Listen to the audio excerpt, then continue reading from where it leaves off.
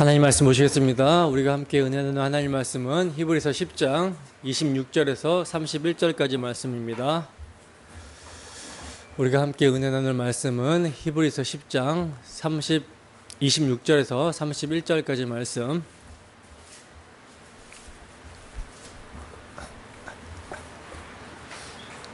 다 찾으셨으면 한 목소리로 합독합니다. 시작. 우리가 진리를 아는 지식을 받은 후 짐짓 죄를 범한즉 다시 속죄하는 제사가 없고 오직 무서운 마음으로 심판을 기다리는 것과 대적하는 자를 태울 맹렬한 불만 있으리라. 모세의 법을 폐한 자도 두세 증인으로 말미암아 불쌍히 여김을 받지 못하고 죽었거든. 하물며 하나님의 아들을 짓밟고 자기를 거룩하게 한 언약의 피를 부정한 것으로 여기고 은혜의 성령을 욕되게 하는 자가 당연히 받을 형벌은 얼마나 더 무겁겠느냐. 너희는 생각하라.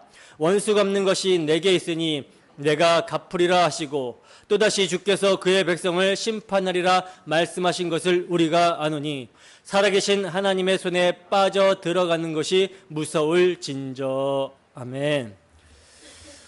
다시 속죄하는 제사가 없는 죄. 다시 속죄하는 제사가 없는 죄라는 제목으로 하나님 말씀 증거하도록 하겠습니다. 여러분, 히브리서는요, 이미 여러 번 말씀드린 대로 먼저 신학적인 원리를 말씀하고 난 다음에 실천적인 권면을 하고 있는 구조예요.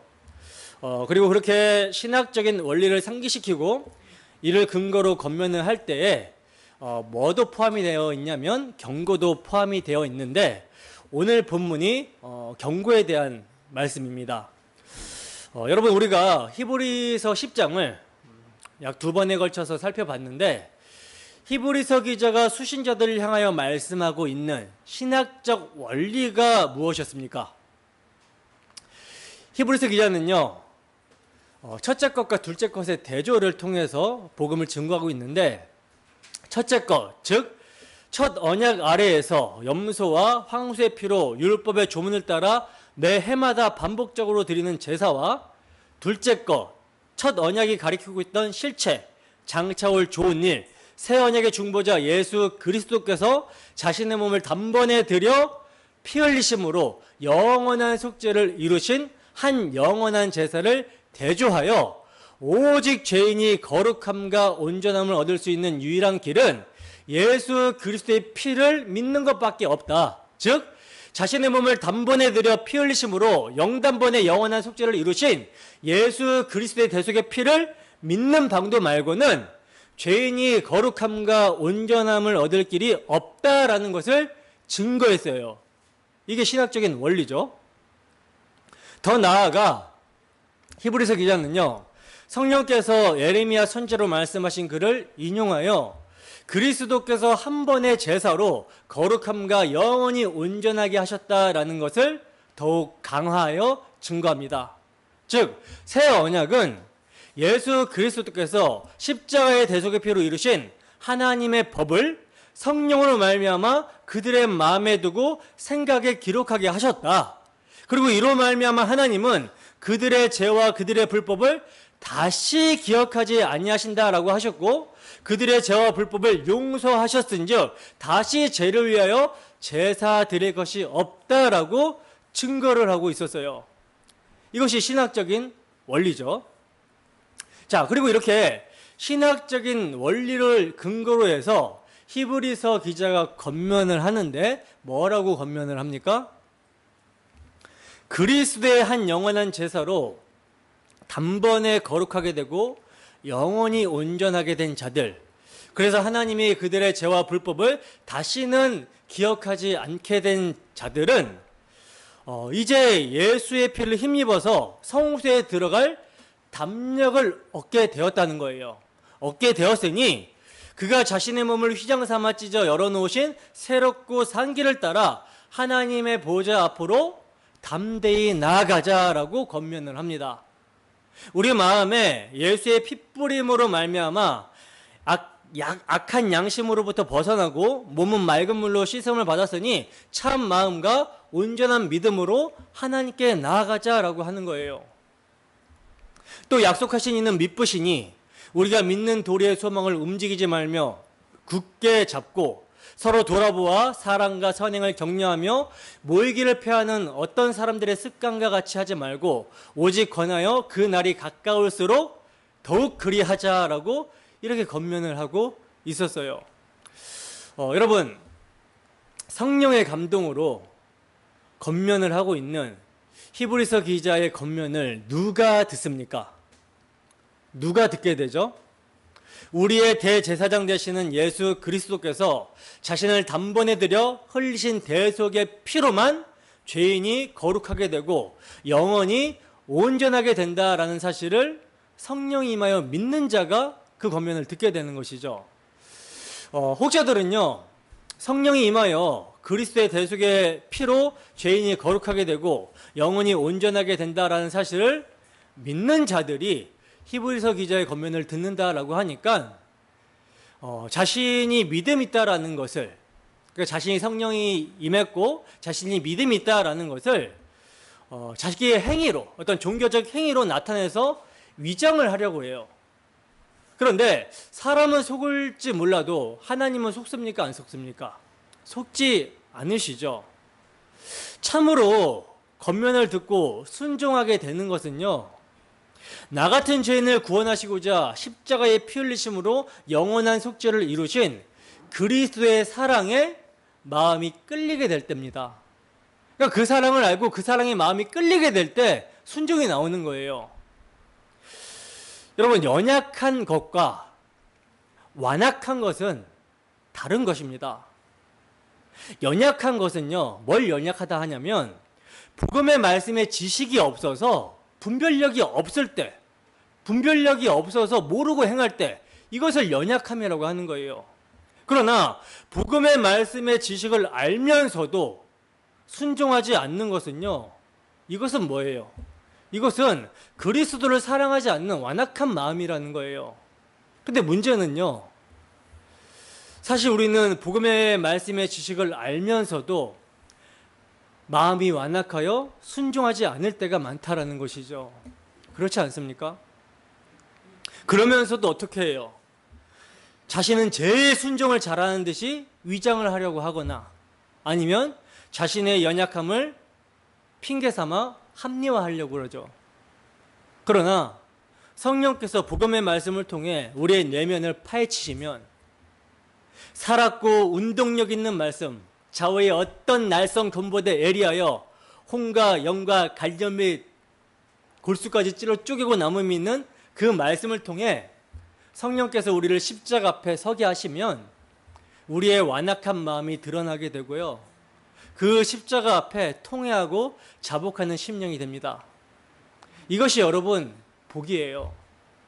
따라서 복음의 말씀을 통해 자신의 그 완악함이 드러나게 될 때 이를 인정하고 은혜를 구하게 되면 이러한 죄인을 사랑하시사 구원하시고자 자신의 몸을 버리신 그 십자가 사랑 앞에 마음이 놓게 되는 것입니다. 강팍하고 완악하고 완고한 마음이 부드러운 마음, 순종하는 마음이 되는 거예요. 주를 사랑하게 되었기 때문에 주를 위해서 주와 함께 하고 싶고 주가 기뻐하시는 일을 하는 것이 즐거움이 되는 것입니다. 그러므로 이 시간 주 성령께서 복음의 말씀을 통해 우리 모두에게 충만하게 역사하여 주기를 소원합니다. 그리하여 십자가 대속의 피, 그 사랑 앞에서 게으르고 강팍하고 완악한 우리의 마음이 녹아지고 부드러운 마음이 되어서 주 예수의 사랑에 매여 그 사랑이 이끄시는 대로 순종의 삶을 살아가는 우리 모두가 되기를 주님의 이름으로 축원합니다. 본문 26절 보겠습니다. 함께 하겠습니다. 시작. 우리가 진리를 아는 지식을 받은 후 짐짓 죄를 범한 즉 다시 속죄하는 제사가 없고. 아멘. 자, 이제 신학적인 원리를 말씀하면서 이를 근거로 해서 권면을 하고 있었던 히브리서 기자가요, 아주 무서운 경고를 하고 있는데 어떠한 경고를 하고 있는가? 자, 보시면 우리가 진리를 아는 지식을 받았다라고 말씀을 합니다. 여러분, 우리가 우리가 받은 진리의 지식이 무엇입니까? 우리가 받은 진리의 지식이 무엇이죠? 진리라는 것은 영원토록 변함이 없는 참된 도리를 의미하는 건데, 그 진리란 죄인이 예수 그리스도께서 십자가에서 흘리신 대속의 피로 죄사함을 받고 값없이 의롭다함을 얻었다라는 것이 진리인 것이죠. 염소와 황소의 피로 율법 조문을 따라 제사를 지내서 죄사함을 받는 것이 아니라는 거예요. 계명을 지켜서 의롭다함을 얻는 것이 아니라는 것입니다. 인간의 그 어떤 행위나 노력이 아니라 오직 나 같은 죄인을 구원하시기 위해 십자가에서 피 흘리신 예수 그리스도를 믿음으로 말미암아 죄사함과 의롭다함을 받는 거예요. 이것은요, 여러분, 세상이 사라져도 변하지 않을 영원한 진리입니다. 바로 이것이 우리가 받은 진리의 지식이라는 것이죠. 그런데 이 지식을 받은 후 짐짓 죄를 범하면 어떻게 된다라고 말씀하고 있습니까? 다시 속죄하는 제사가 없다라고 말씀을 하고 있어요. 여러분, 우리는 우리의 어떠함이나 행위로 죄사함과 의롭다함을 받은 것이 아니고요, 오직 그리스도께서 자신의 몸을 단번에 들여 피 흘리심으로 영원한 속죄를 이루셨기 때문에, 그 영원한 속죄를 이루신 그리스도의 사랑이 우리에게 의가 되기 때문에 이를 믿음으로 우리의 모든 죄를 용서받고 의롭다함을 얻은 것입니다. 영원하신 성령으로 말미암아 흠없는 자신을 하나님께 드리신 그리스도의 피, 그 피는요, 영원하신 성자 하나님이 사람이 되어 흘리신 피기 때문에 그 속죄의 효력은 영원하다라는 거예요. 따라서 그 피를 믿는 자에게 있어서 용서받지 못할 죄는 없는 것이죠. 용서받지 못할 죄는 없는 거예요. 과거, 현재, 미래 모든 죄가 용서받았습니다. 하나님께서는 우리의 죄와 불법을 다시는 보지 않으신다라고 하셨어요. 그러면 여기서 진리를 아는 지식을 받은 후 짐짓 죄를 범한 즉 속죄의 제사가 없다라는 것은 무엇입니까? 뭘 말하는 거예요? 10장 18절 한번 보세요. 함께 했습니다. 시작. 이것들을 사하셨은즉 다시 죄를 위하여 제사 드릴 것이 없느니라. 아멘. 우리가 지난주에 살펴본 말씀인데, 여러분, 이것들이란 뭐예요? 이것들을 사하셨다라고 하는데 이것들은 뭐예요? 새 언약을 맺은 백성들의 죄와 불법을 말하는 것이죠. 이것들을 사하셨기 때문에 다시 죄를 위하여 제사를 드릴 것이 없다라고 말씀을 하고 있어요. 그러니까 예수 그리스도께서 한 영원한 제사로 자신을 단번에 드려 거룩하게 한 자들을 영원히 온전하게 하셨기 때문에 이를 믿음으로 거룩하고 온전하게 된 자들은요, 다시 속죄의 제사를 드리지 않는 것입니다. 그러면 과연 속죄가 안 되는 범죄가 무엇이겠습니까? 다시 속죄가 안 되는 범죄가 뭐겠어요? 한 영원한 제사로 자신을 단번에 드려 그의 피로 죄와 불법을 사하고 거룩하게 하고 온전하게 하신 예수 그리스도를 믿지 않는 거, 이걸 말하는 것이죠. 여러분, 이러한 배도에 관한 말씀은 우리가 앞에서도 한번 살펴봤는데 히브리서 6장 4절에서 6절 말씀입니다. 함께 읽습니다. 시작. 한 번 빚을 받고 하늘의 은사를 맛보고 성령에 참여한 바 되고 하나님의 선한 말씀과 내세의 능력을 맛보고도 타락한 자들은 다시 새롭게 하여 회개하게 할 수 없나니 이는 그들이 하나님의 아들을 다시 십자가에 못 박아 드러내놓고 욕되게 함이라. 아멘. 여러분, 한 번 빚을 받았다라는 것은 뭐예요? 어두운 데에 빛이 있으라고 말씀하신 그 하나님께서 예수 그리스도의 얼굴에 있는 하나님의 영광을 아는 빛을 비추신 것이죠. 즉 복음의 진리를 믿었다라는 거예요. 하늘의 은사를 맛보고 성령에 참여한 바 되었다라는 것은요, 그 복음의 진리를 믿음으로 하나님께서 주시는 구원의 선물, 예수 그리스도의 살과 피를 먹고 마시는 성찬에 성령 안에서 참여한 바 되었다라는 것입니다. 그리고 하나님의 선한 말씀을 맛보았다라는 것은요, 복음의 진리를 개인적으로 경험했다라는 거예요. 그리고 내세의 능력은 그리스도의 재림을 소망하는 가운데 이미 임한 하나님 나라의 통치를 누렸다라는 말입니다. 따라서 참 성도를 얘기하고 있는 거예요. 그러니까 이 말씀은 성도의 견인교리를 부정하는 말씀이 아니라 구원을 받은 참 신자, 은혜를 받아도 너무나 받은, 충분히 받은 자들에게 뭐 하는 말씀이에요? 경고하는 말씀입니다. 침륜에 빠질까 두려워하며 완전한 대로 나아가라. 즉 너희가 처음 받은 그 복음의 말씀 안에 거하여 그 말씀에서 이탈하지 말라, 떠나지 말라는 경고의 말씀입니다. 진리의 길에서 돌아서서 다른 길을 가려고 하는 자들에 대한 경고라는 것이죠. 따라서 타락하여 다시 새롭게 하여 회개하게 할 수 없는 죄는요, 하나님의 아들의 대속의 은혜에서 떠나 이를 믿지 않는 것입니다. 이 믿지 않음이 하나님의 아들을 다시 십자가에 못 박아 현저하게 욕을 보이는 거예요. 하나님의 아들의 십자가 대속의 피가 무엇인가 부족한 것처럼 여기는 것이 욕을 보이는 것입니다. 그러면 예수 그리스도를 믿고 믿지 아니하는 것이 인간에게 달린 것인가? 아니죠. 결코 그럴 수 없습니다. 주께서 우리를 붙들어 가시는 것이지 우리가 신실하여 주님을 붙들고 가는 게 아니라는 거예요. 그러면 왜 이러한 배도에 대한 책임을 말씀하고 있는 것인가? 왜 이러한 배도에 대한 책임을 말씀하고 있는 것입니까? 그것은요, 십자가의 영광을 보느냐, 그리스도께서 십자가에 못 박히신 것이 밝히 보이느냐, 이렇게 묻는 거예요. 묻고 있는 것입니다. 그 어느 누구도 예수 그리스도의 십자가로 말미암지 않고는 의에 이룰 수 없다라는 것이죠. 예수 그리스도만이 우리의 의와 거룩과 구속이라는 거예요. 따라서 생각해 보라는 것이죠. 그러므로 생각해 보라는 것입니다. 과연 하나님의 심판의 기준이 무엇이겠는가 생각해 보라는 거예요. 여러분, 진리를 아는 지식을 받아놓고서 범죄한다라는 것이 뭡니까? 이게 무슨 의미입니까? 진리의 지식을 부인하는 것이죠. 진리의 지식을 부인하는 거예요. 그리고 이것은 곧 예수 그리스도를 부인하는 것이죠. 이런 자들에게는요, 십자가에서 예수님이 받으신 죄에 대한 진노를 자신이 받을 수밖에 없는 것입니다. 그래서 히브리서 기자는 이렇게 말씀을 하고 있는 거예요. 본문 27절 봅시다. 함께 읽습니다. 시작.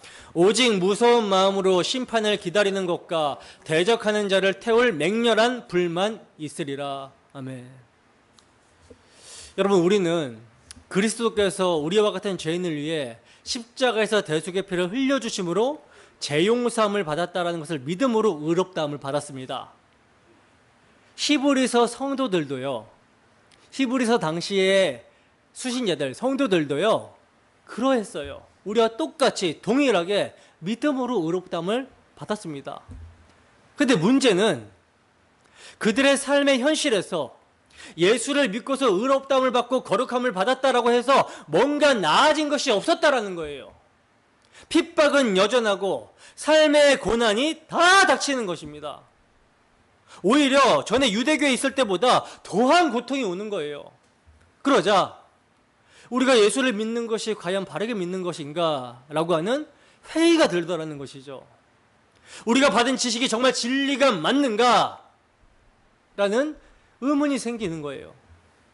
마치 세례 요한이 감옥에서 예수 그리스도의 소문을 듣고서 오실 리가 당신이 맞습니까? 아니면 다른 사람을 기다려야 됩니까? 라고 하면서 질문하였듯이 의심이 일어나는 거예요. 이때 예수님께서 하신 말씀이 무엇입니까?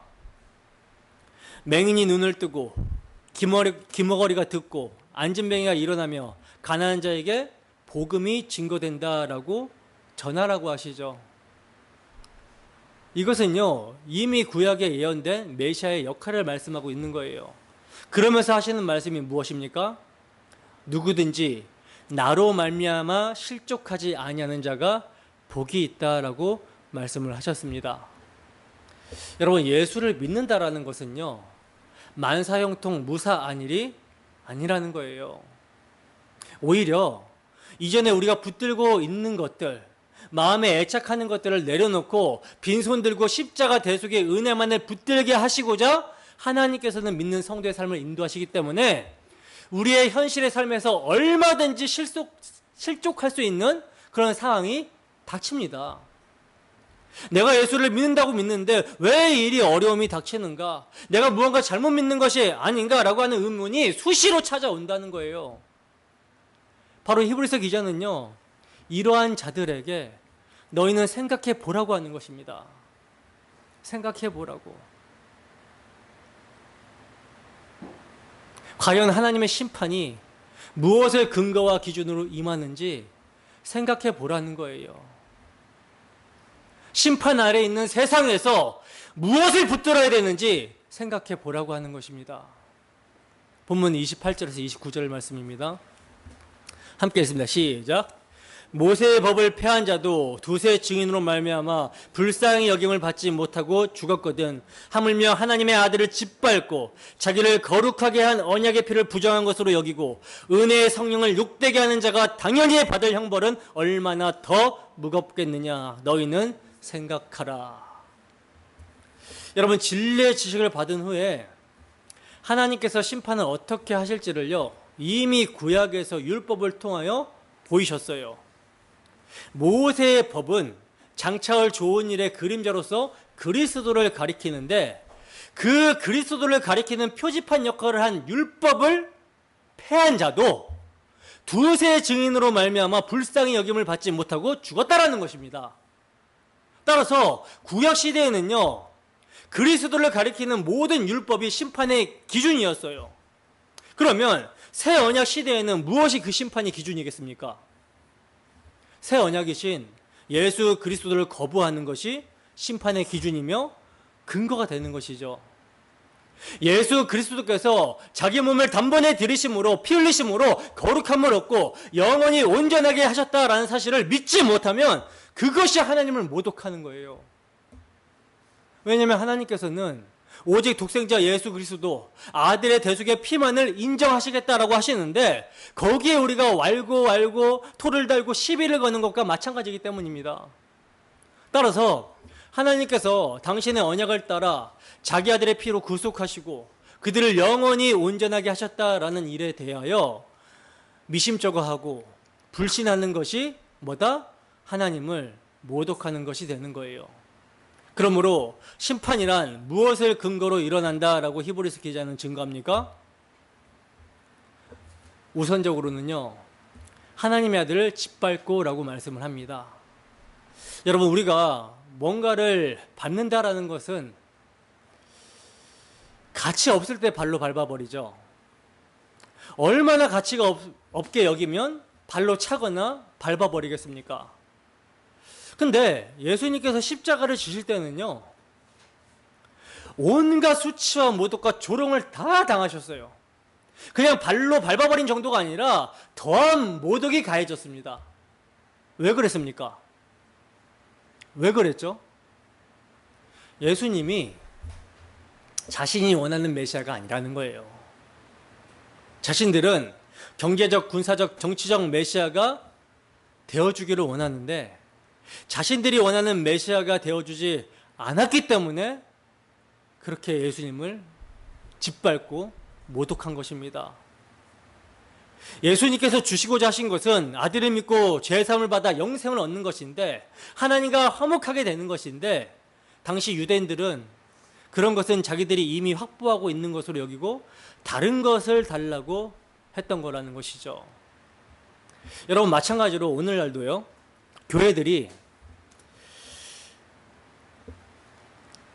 예수 그리스도와 그의 십자가를 제대로 증거한다면, 교회마다 강단에서 우리 주 예수 그리스도의 십자가를 제대로 증거하게 된다면 이를 발로 밟을 사람이 한두 사람이 아닐 것입니다.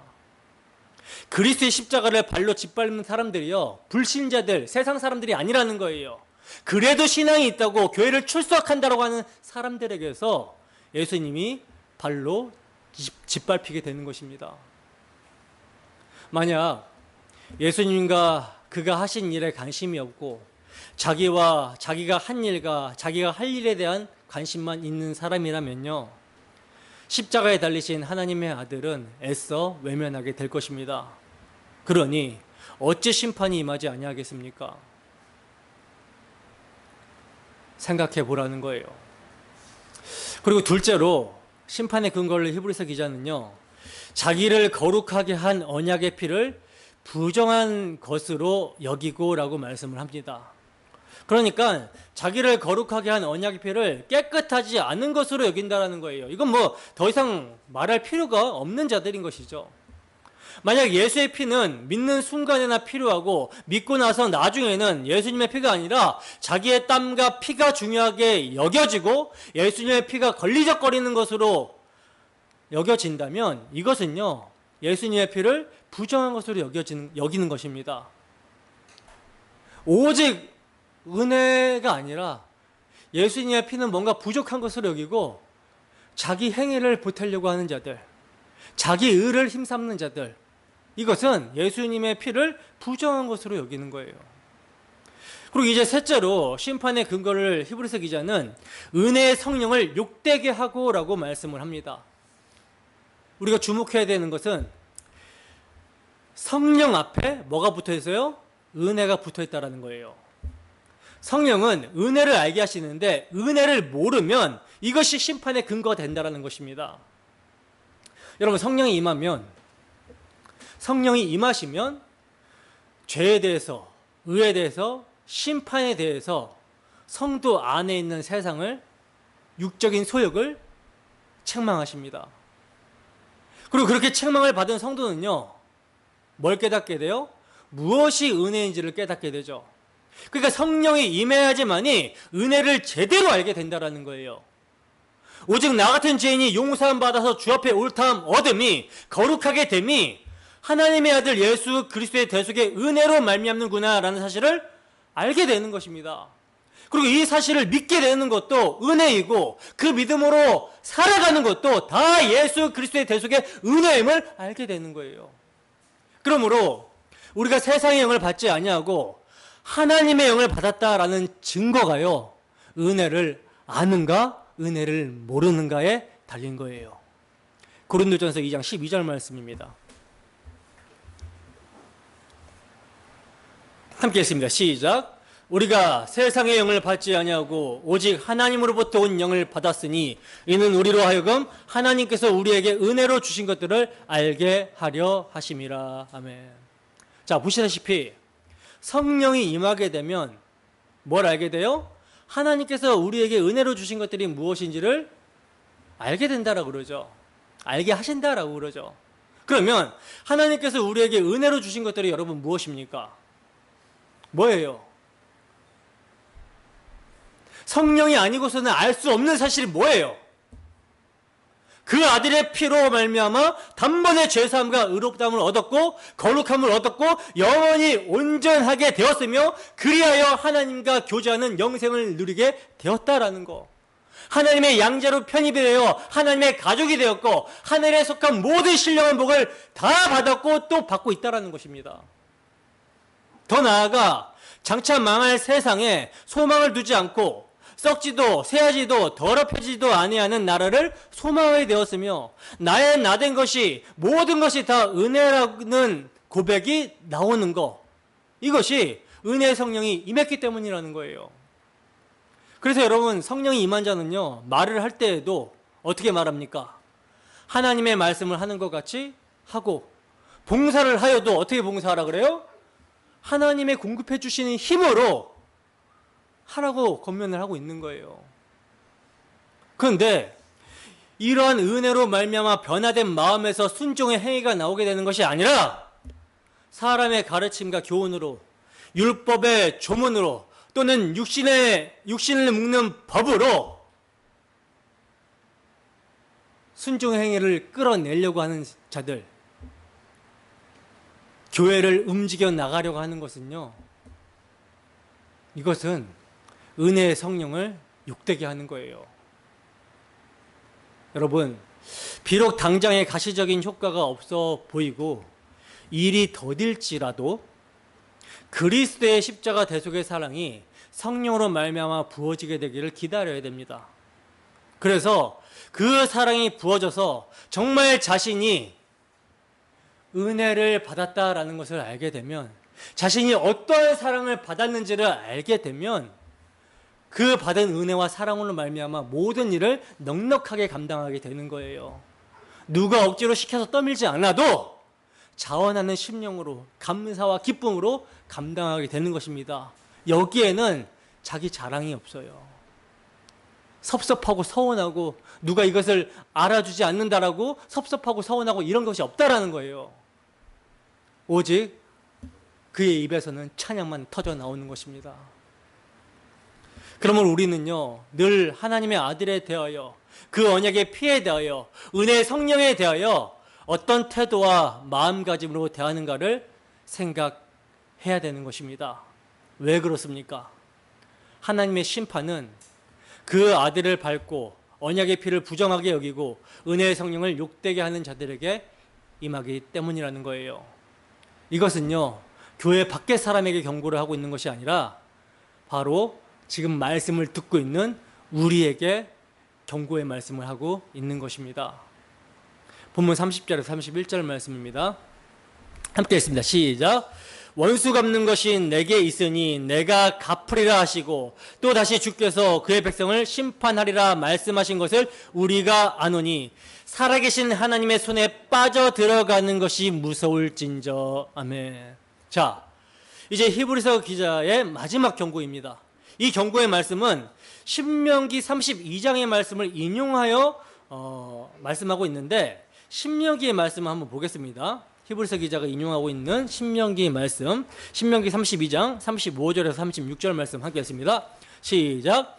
그들이 실족할 그때에 내가 보복하리라. 그들의 환난 날이 가까우니 그들에게 닥칠 그 일이 속히 오리로다. 참으로 여호와께서 자기 백성을 판단하시고 그 종들을 불쌍히 여기시리니 곧 그들의 무력함과 갇힌 자나 노인자가 없음을 보시는 때로다. 아멘.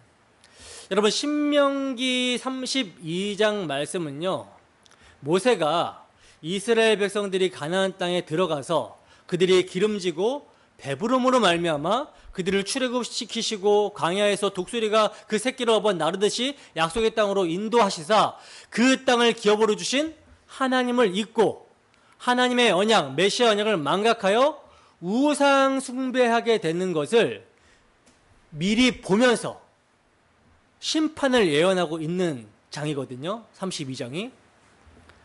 여러분, 하나님께서 이스라엘 백성을 보복하고 심판하는 근거가 뭐냐면요, 구원의 하나님, 은혜의 하나님, 메시아 언약을 세워주신 은혜의 하나님을 잊고 다른 신을 섬기며 우상 숭배를 하게 된 것이 심판의 근거입니다.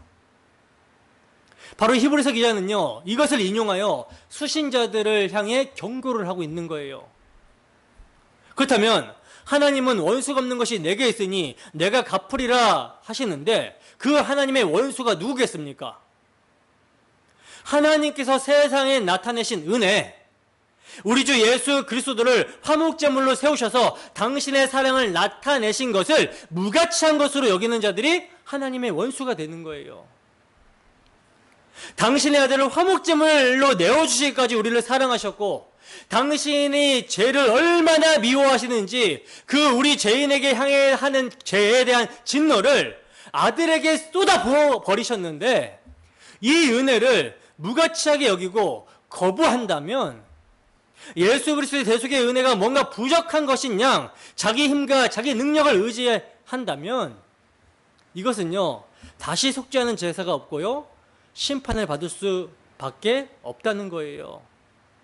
그러나 이러한 경고를 듣고 자신의 완악함을 깨닫고 돌이켜 그리스도의 대속의 은혜를 붙들게 되면 이것이 하나님의 긍휼이 임한 증거이고요, 이것이 은혜가 임한 증거가 되는 것입니다. 그러므로 여러분, 우리에게 하나님의 은혜가 있어서 우리의 완악함을 깨닫고 주 예수의 긍휼을 구하며 대속의 피를 의지하려고 하는 것이 복이에요. 하나님의 심판의 근거가 무엇인지를 알고 우리 주 예수 그리스도의 대속의 공로만을 붙드는 것이 복입니다. 히브리서 기자는요, 살아계신 하나님의 손에 빠져 들어가는 것이 무서운 것이라고 경고를 합니다. 여러분, 몸을 죽이는 자를 두려워하지 말고 몸과 영혼을 능히 지옥불에 멸하실 그분을 두려워하라고 주님께서 말씀을 하셨습니다. 그 몸과 영혼을 지옥에 던지실 하나님의 심판의 기준이 무엇입니까? 오직 살 길로 주어진 하나님의 은혜, 예수 그리스도예요. 여러분, 주 예수 그리스도께서 여러분에게 가장 귀한 가치가 되고 있습니까? 주 예수를 세월 가면 갈수록 더욱더 의지하고 더욱더 사랑하십니까? 하나님의 심판의 기준은 이것입니다. 한 주도 주 성령의 인도하심 가운데 십자가에서의 하나님의 심판을 기억하며 살기를 소원합니다. 그리하여 모든 심판을 홀로 감당하신 예수님의 대속의 은총을 가장 귀하고 가치 있는 것으로 여기고 이 은혜의 영광을 찬송하며 영원한 생명을 주심에 감사하며 살아가는 우리 모두가 되기를 주님의 이름으로 축원합니다. 찬양하고 함께 기도하겠습니다.